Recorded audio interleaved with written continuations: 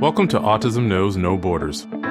Discover what's possible when people impacted by autism inspire change and build community. Together with the Global Autism Project, here's your host, Rachel Harmon.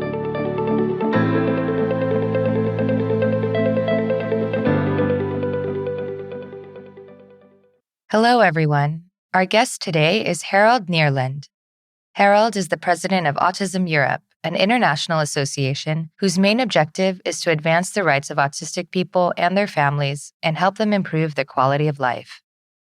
Originally from Norway, Harald is also a father of a young autistic woman.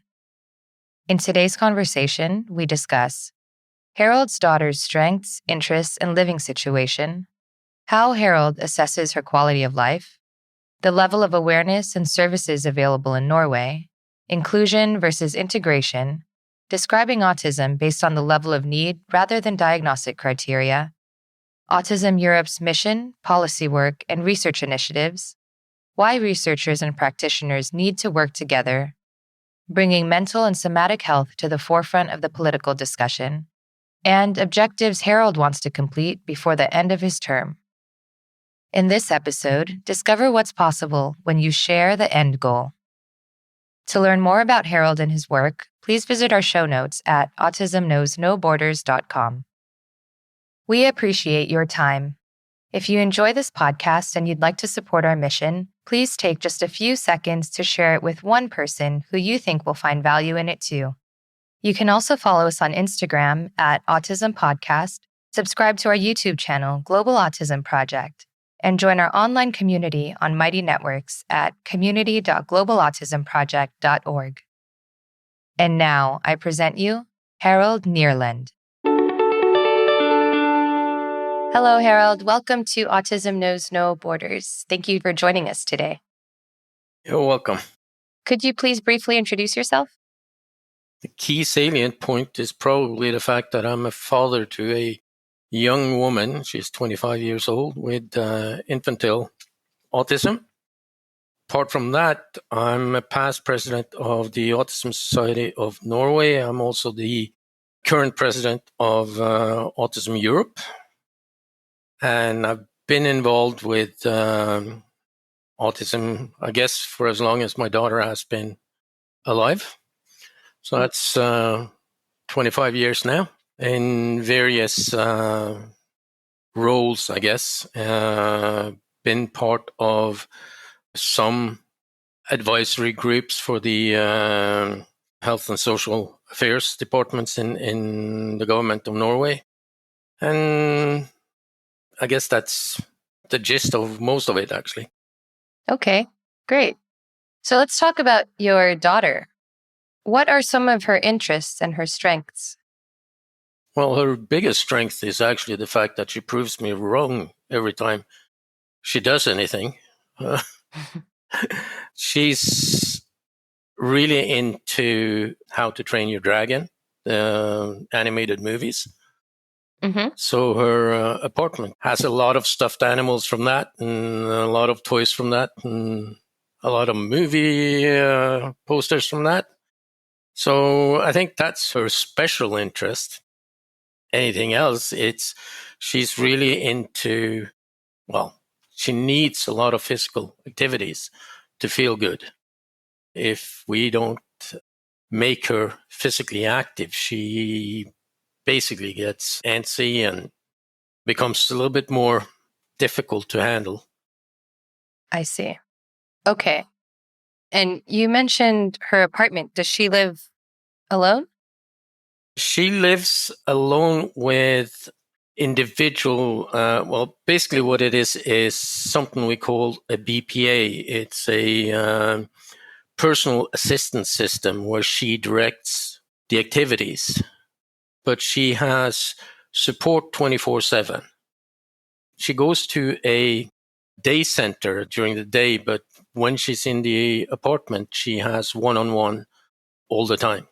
She has somebody sleeping there during the night.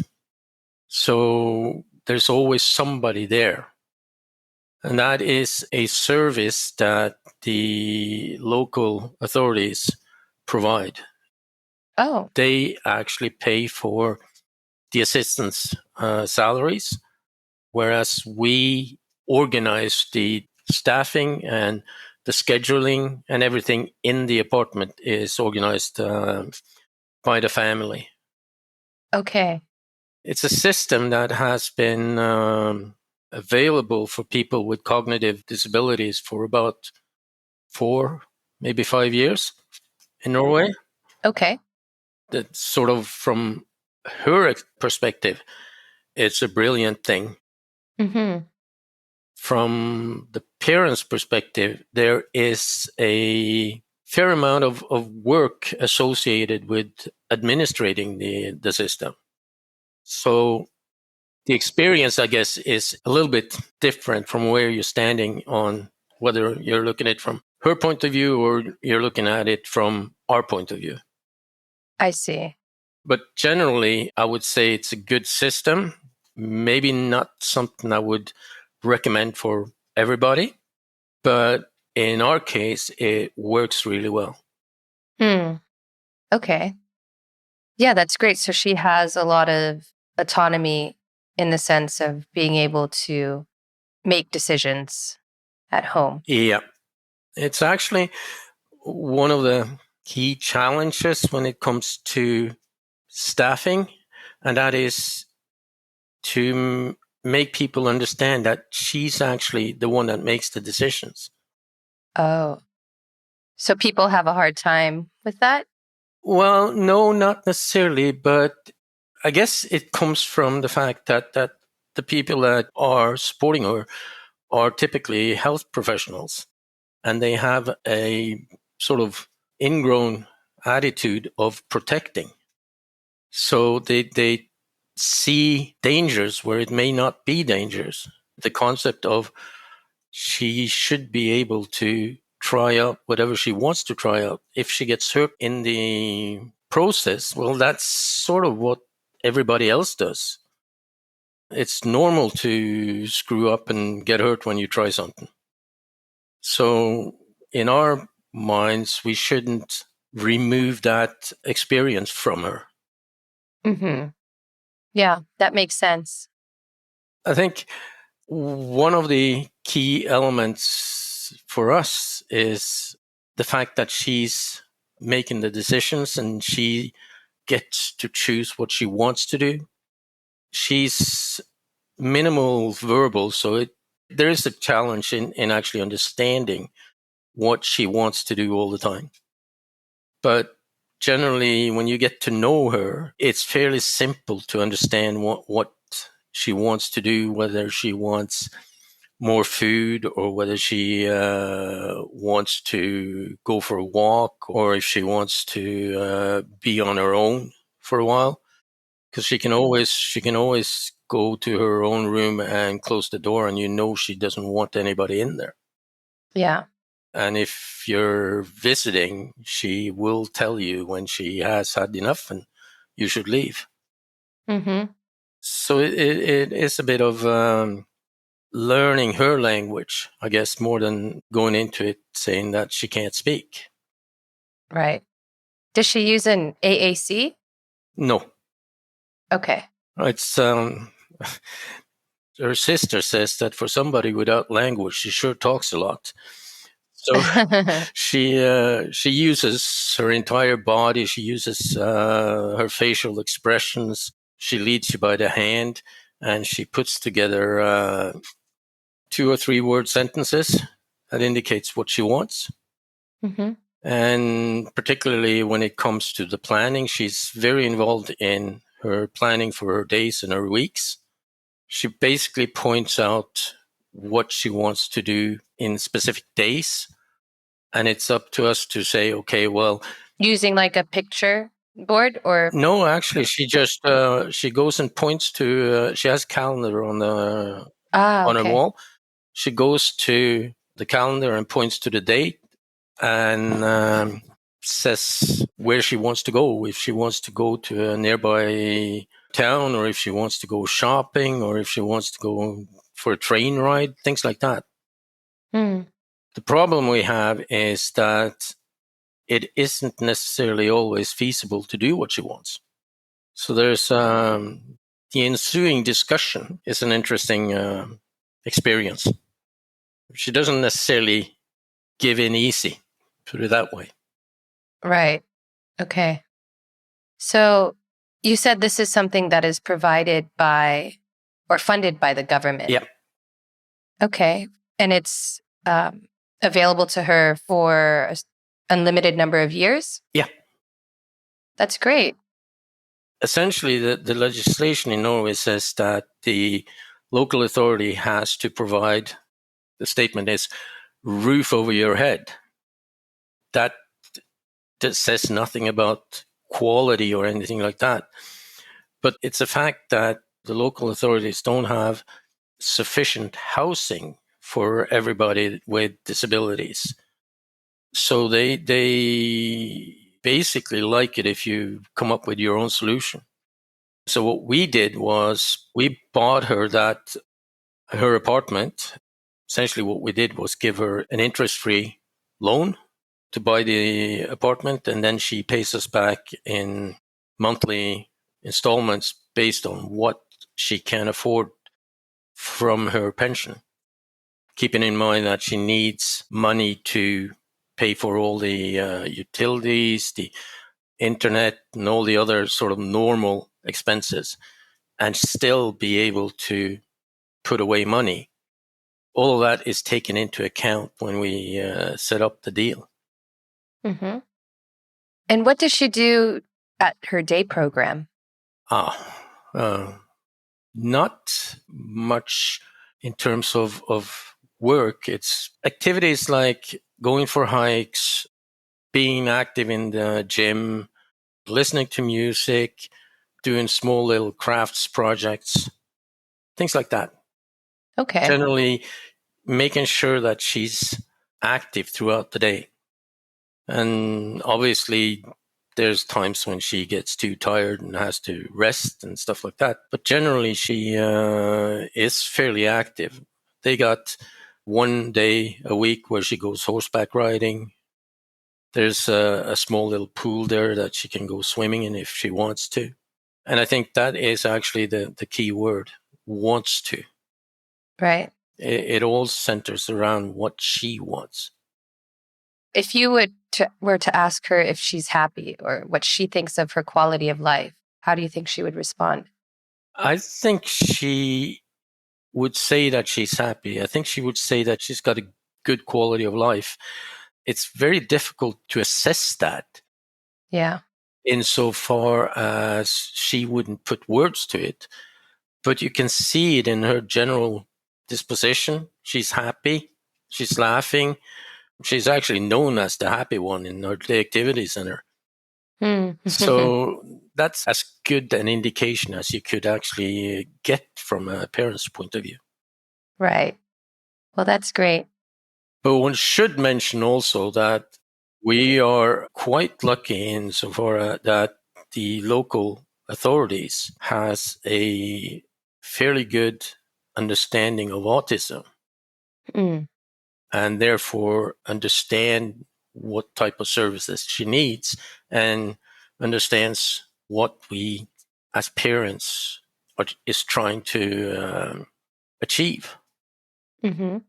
That's not a given in all local communities throughout the country. Oh, okay. The quality and the access to services is very varied throughout the country. It's actually an element of awareness of one thing is the awareness of autism, but it's also access to services, because these services tends to be specialized.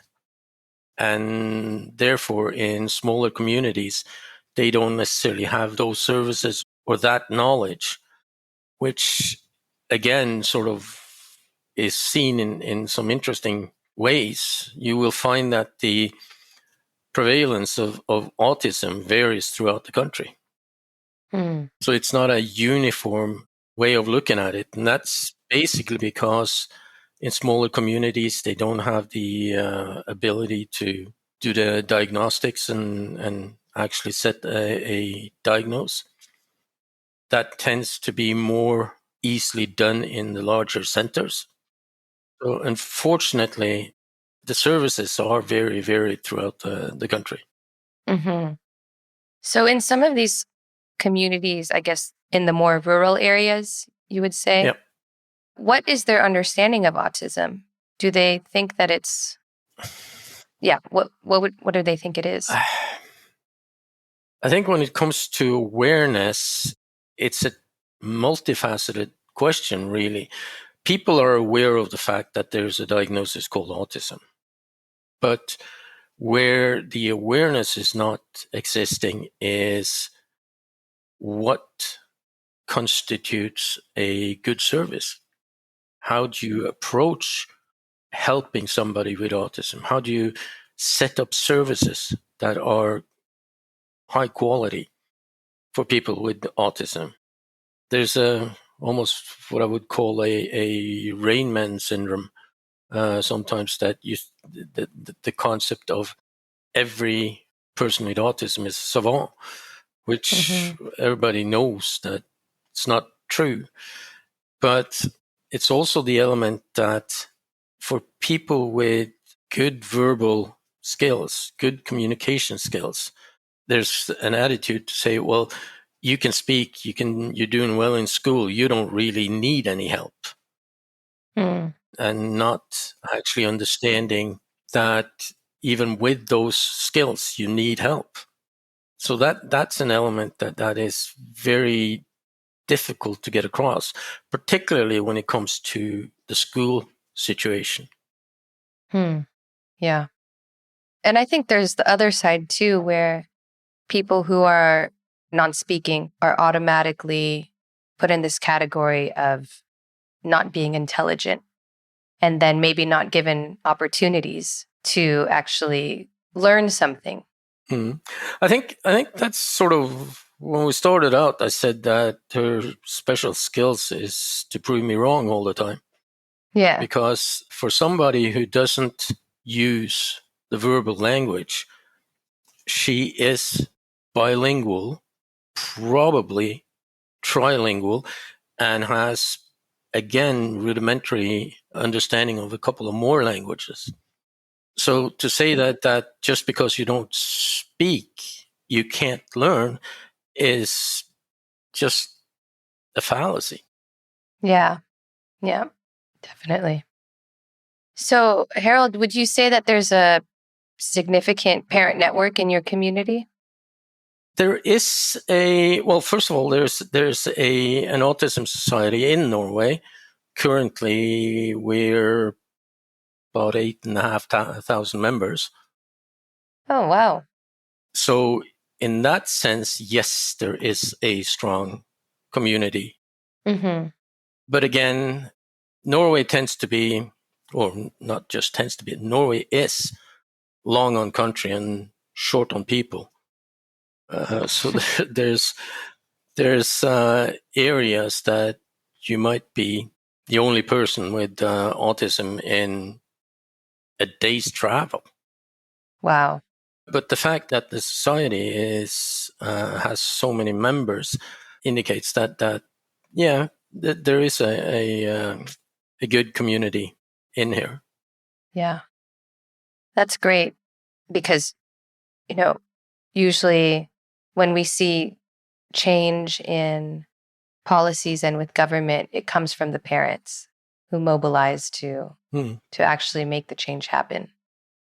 Well, the diagnosis of autism came into the diagnostic manual in 1980, somewhere around there. Our society has been operating since 1965, and it has affected how Norway has built their services.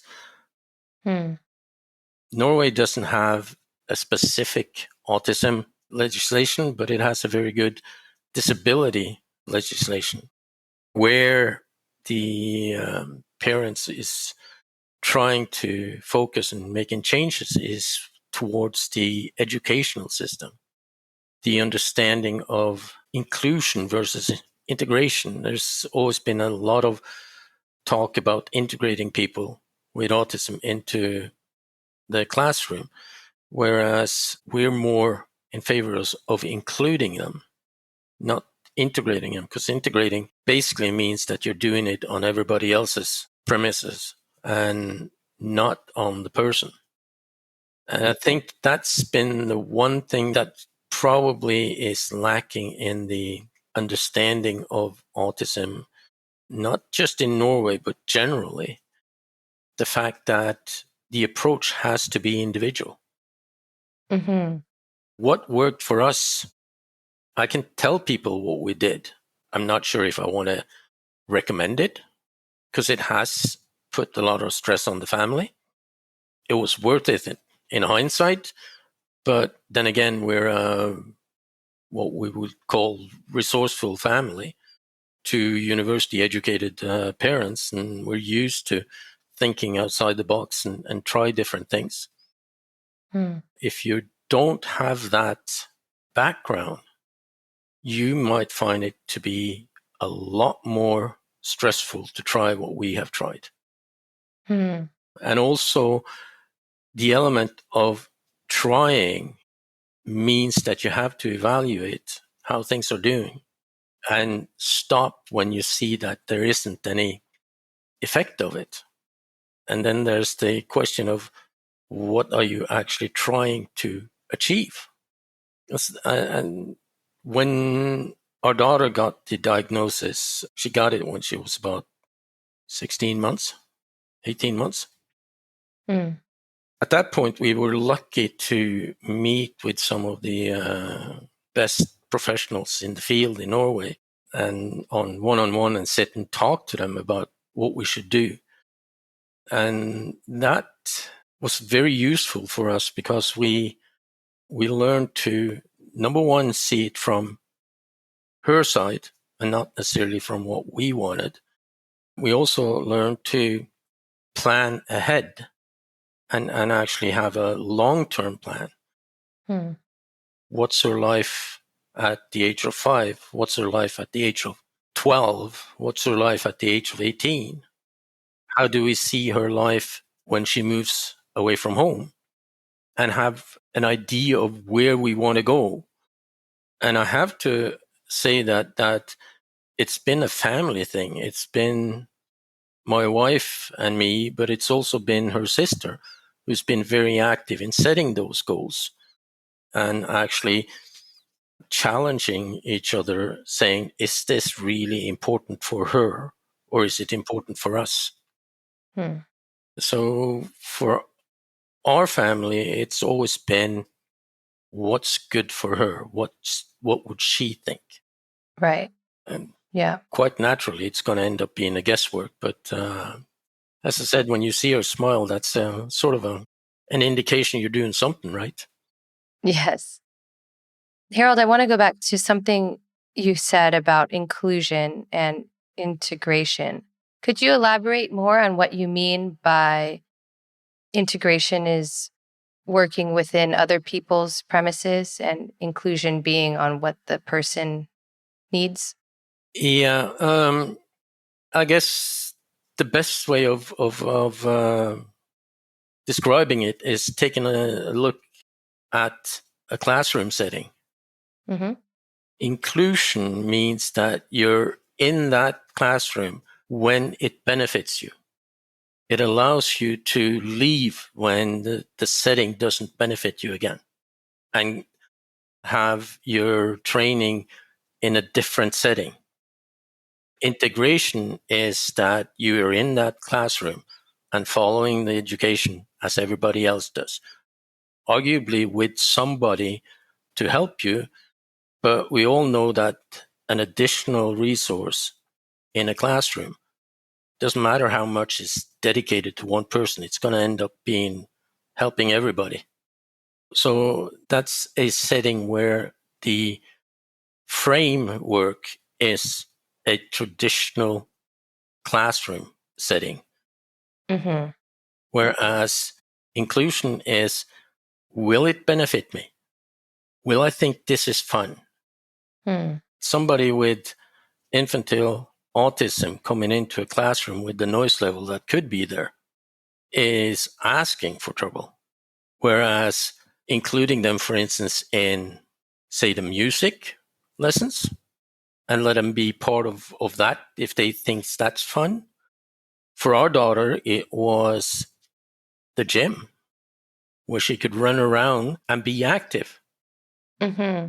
It requires that you take the time to educate her classmates. Probably doesn't hurt to educate the parents also, but generally you will find that children are a lot more inclusive in themselves. So for us trying to explain that, yes, she does have autism, and no, she's not dangerous, and you should just let her do what she wants to do, has been an important element. Mm-hmm. Got it. Thank you for clarifying. And I also just want to point out, you refer to her autism as infantile autism. Is that because of when the symptoms were onset, or? No, it is actually the original definition of the autism. I know it's sometimes referred to as child autism, but it is actually the original definition of autism as it occurred in the early diagnostics manual. And everything like that has been changed since ICD-10. So there's an element in that too that I guess one should recognize that the diagnostic criteria and the diagnostic grouping has changed. Mm-hmm. Right. And that's also very important to have in mind. In many ways, it's positive because nowadays, or the new diagnostic manual focuses much more on how you function, what you need help to. Do you need a little help? You need a lot of help. Right. With the different levels of support. Mm-hmm. And I think that's actually a better way of looking at it, because you focus on help instead of actually the diagnostic. Uh-huh. When I speak about autism, I'm sort of like, you go through what it is and all of what the diagnostic manual says and this and that. And at one point you say, okay, now you know what autism is, so let's forget it. Because it isn't interesting what autism is. What's interesting is the person. What does that person need? How do you treat that person? How do you help her? The moment you put the label autism on somebody, I'm afraid that it triggers so many preconceived notions. People has this image in their head of what this thing is. And it's like, okay, you fit into this box, but if there's one thing autism never does, is fit into a box. Mm-hmm. It's all over the place. And that's the part that is frustrating, actually, to see that people don't see the person, they see a diagnosis. And that is really frustrating. You should see the person first and foremost. And the diagnosis should give you an indication of the fact that that person needs some assistance in one way or another. Right. Yeah, I agree. So, Harald, I want to transition to talking about Autism Europe. First, could you describe what the organization's mission is for our listeners who are not familiar? Well, it's kind of funny because every autism organization I've come across has the same mission, and that is to improve the lives of people with autism. Yeah.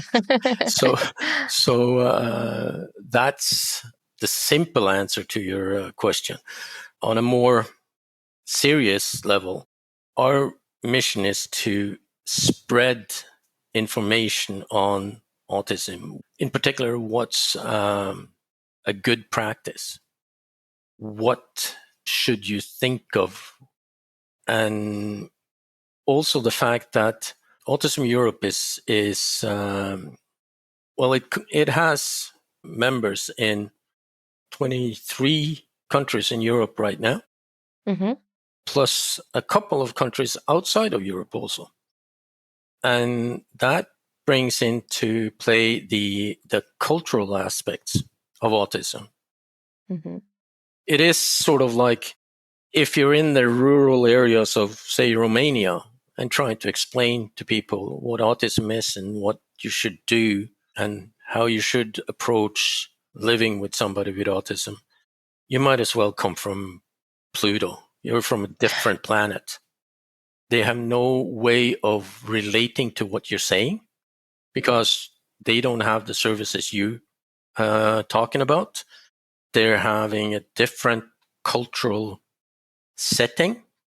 So Autism Europe is trying to share and trying to communicate out best practices and how to deal with autism. And we're also heavily, well, face it, we're a political organization. We work towards the EU and towards the European Parliament in trying to get legislation in place and trying to get the European Parliament to enforce their member states to follow their legislation and improving services. Autism Europe also has legal standing in front of the Council of Europe. So we're actually capable of bringing legal actions towards the country in Europe. Okay. And we have had a landmark decision where France was found to be in breach of their responsibility for children based on our complaint to the council. Okay. So it is a political organization also. And the third leg that we're standing on is research. Every 3 years, we arrange a conference. I've been doing that since 1985, actually. Okay. That's actually where we met last October at the one in Poland. Yeah, in Krakow. Yeah. And that came about when the founding fathers, for lack of better words, of the organization got hold of a few well-known scientists and arranged a conference to get information on autism. And it's built on till that. So it's grown to be the preeminent meeting place of researchers, practitioners, people with autism, and parents and caretakers of people with autism. And we're quite proud of that because it without research, without scientists, we won't be moving forward. So it is a very important element in what we do, this thing about getting to see what's being researched, see how we can turn it into practice, and see how that can help people. So it is very important for us to have contact with various research groups and societies. Yeah, it was interesting at the conference to hear about all the research that's going on in different countries. And I think I was also reminded of how we really need to work together. I'm a professional in the field. I'm not a researcher. I'm not a parent. I'm not autistic. So that's where I'm coming from. But I was seeing, some tension at the conference between some family members who were feeling like the researchers were just so focused on the science and, some researchers maybe getting defensive. And I was like, there's this disconnect. It seems like we really should just be working together. As you mentioned, that tension has always been there. But There's multiple contact surfaces within the autism community that has that tension. There's a tension between parents and self-advocates. There's a tension between researchers and families. You're doing research on mice to find out what autism is. How can you utilize that element to improve the daily life? But the fact is that without that type of research, you won't be able to draw conclusions and see where or how you should change how you're doing things. You need to understand why things work. That's always an element that's extremely difficult to accept when you're looking for answers. Yes. And I understand families who are feeling maybe impatient and they want solutions now. Yeah, there's, as a parent, when you first learn that your child has a diagnosis, you start looking for information. And there's so many therapies out there. There's cognitive behavioral therapies, there's ABA, and how does a parent know which therapy you should go for? How do you know that what you're trying to do will actually help? Autism Europe has three really key elements that we're trying to build into everything. The first one is any approach has to be based on knowledge. So a knowledge-based approach to how you do things. We also would like to see the services being community-based. Growing up, you're going to be living in a community, and it's important that it's that community that you get your services from. So you don't have to travel far to get any services. Mm-hmm. And the last part is services has to be based on your rights, like the legal rights to services. Mm-hmm. But the most important one, at least in my mind, is the fact that any help, any service has to be evidence-based. Right. Yeah. And that is essential that we get out because, as I said, for somebody who get their diagnosis first, they'll start looking for any type of help. And in many ways, we've been our worst enemy in the way that we've been talking about interventions. We've been talking about it. There was a while where we talked about curing autism. Yeah. That was never the intention, but it's actually almost humorous that a society that deals with people that have communicative difficulties never learned to be clearer on what we need to do and insist on using language that confuses people. What we've seen more and more is that we're getting more and more focused on the individual person and not all of this. We have to fix this and we have to fix that. And when we're looking at therapies, is it to help somebody or is it to mask the traits of autism? Right. You're not trying to change anybody. Mm-hmm. And that is something that needs to be very clear. You're trying to help people. You're not trying to change them. Yeah. And I mean, thankfully, the autistic community is speaking up. The adults who, maybe have undergone certain therapies can speak to their experiences of what it felt like to be, quote, normalized or told that they're wrong or that something is wrong with them. I mean, so we're learning, and it has to start from listening. Yep, I totally agree. It's without listening to there's a mix here between the lived experience of people and the progress that's been made by parents throughout the years and their passion to change things. There's a balance here. You can't just say you only need to listen to the lived experience, because the moment you say that, you're losing everybody that doesn't have a vocal way of communicating. True. Yeah. And that in my mind is extremely dangerous. So we need to cooperate across that chasm also. Mm-hmm. Yep. So, when thinking about advocacy, there are different aspects. Like there's a big emphasis on early diagnosis and support, as we're talking about. We've discussed inclusion in the classroom.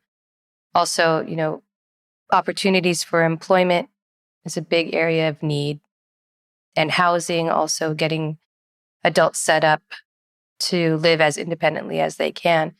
And I think one thing that oftentimes is not so talked about is mental health. And this underlying issue could be affected if any one of those things that I mentioned above isn't met. We know the unfortunate statistics of anxiety and depression and suicide among the autistic population. So I was just wondering, what is Autism Europe doing to address concerns of mental health? We're part of a few research projects that focuses on that. It's also the element of bringing it to the forefront of the political discussion, that there's a disproportional number of people with mental challenges in the autistic community. But there's also an element of somatic health that's passing undetected in this. So I don't necessarily like to say psychological health, but talk on health as the entire element, because access to health, be it mental or somatic, is generally not afforded to people with autism.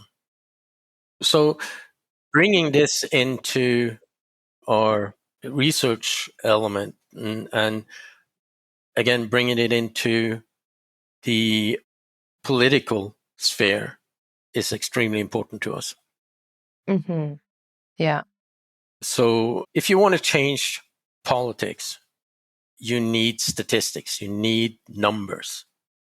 Politicians don't react unless there's a sufficient number of people affected. So for us, getting numbers behind the topics we're talking about is extremely important.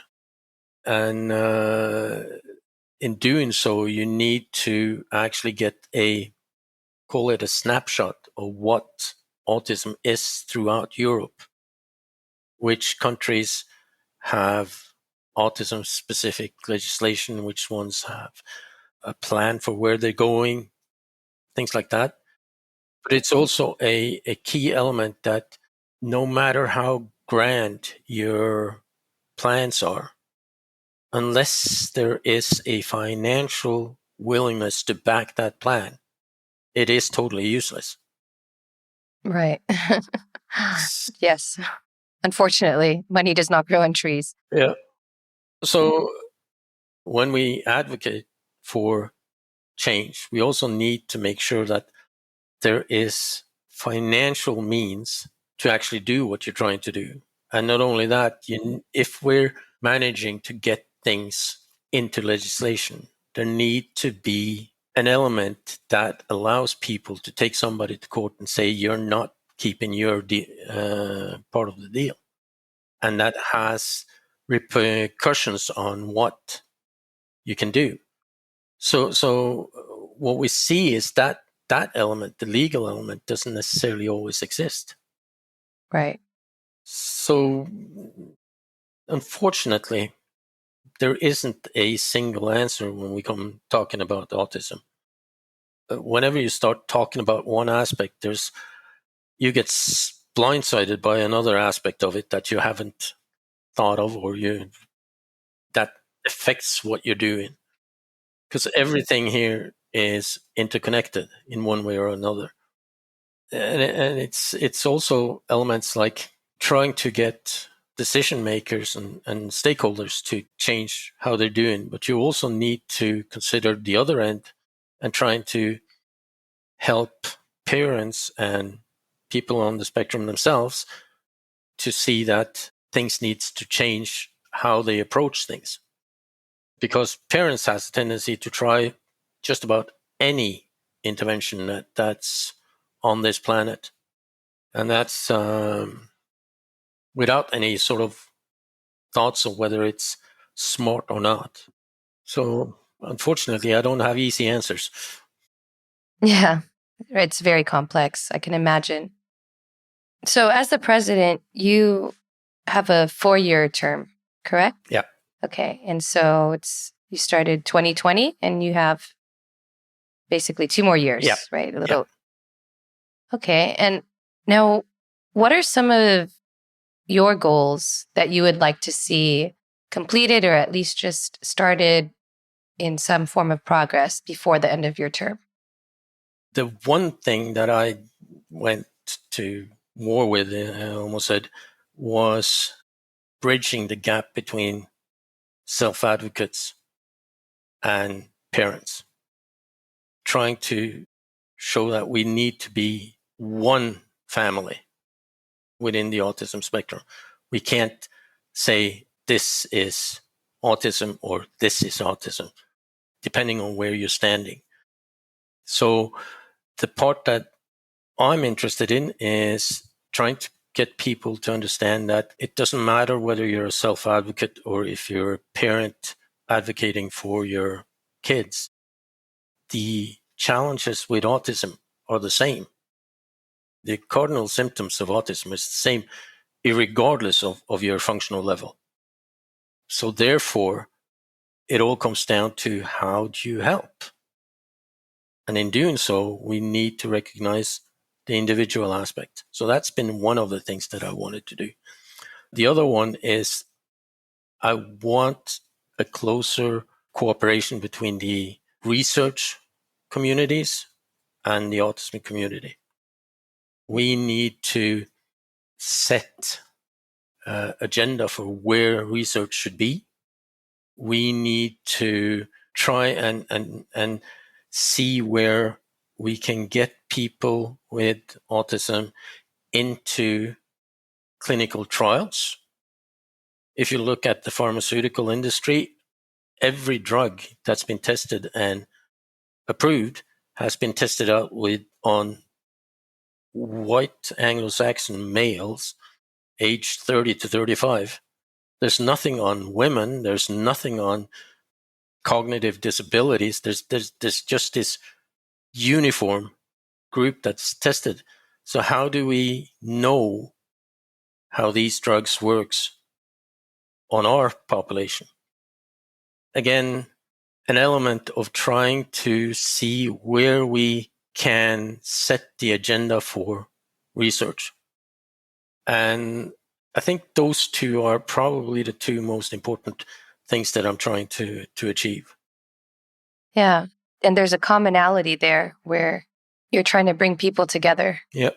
Who might be on different sides, but still everyone wants the same goal. Everyone wants every autistic people to thrive and have a good quality of life. Yep. So it's just reminding them of that. And obviously, the only way that you can achieve that is actually to bring forward examples of good practices, how we do things that seems to work.